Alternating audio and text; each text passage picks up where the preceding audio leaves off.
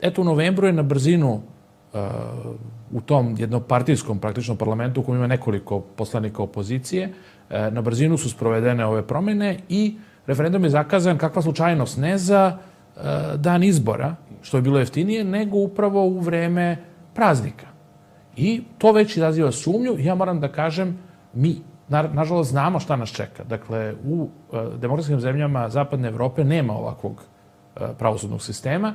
Ovo treba da bude opet jedan hibridni pravosudni sistem u kome će članovi najvažnijih sudskih institucija verovatno u perspektivi dobiti američko ili državljanstvo neke od druge evropske zemlje i bit će jedno od kompradorskih, jedno od imperialnih oruđa na ovom prostoru. Nama to ne treba.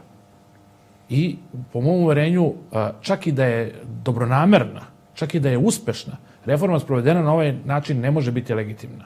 I građani Srbije moraju da razmisle da li sve da je ovo mnogo bolja i mnogo dobronamernija reforma, da li je možda ovo jedan presedan koji će na kraju možda dovesti Srbiju u situaciju da kada opozicija konačno se formira, kad se oslobodi zabluda, kad se oslobodi tih unutrašnjih podela, možda ćemo doživeti da ta opozicija pobedi na izborima, a onda predsjednik Republike raspiše referendum, pa imamo situaciju kao u Venecueli da postoje dva parlamenta. Tako da molim građane da razmisle, da svakako izađu.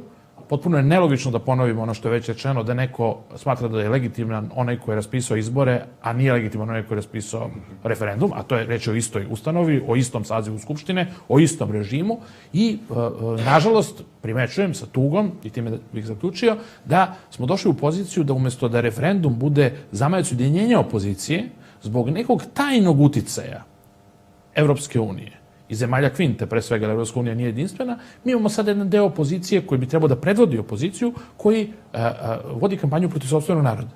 I pravi se da je referendum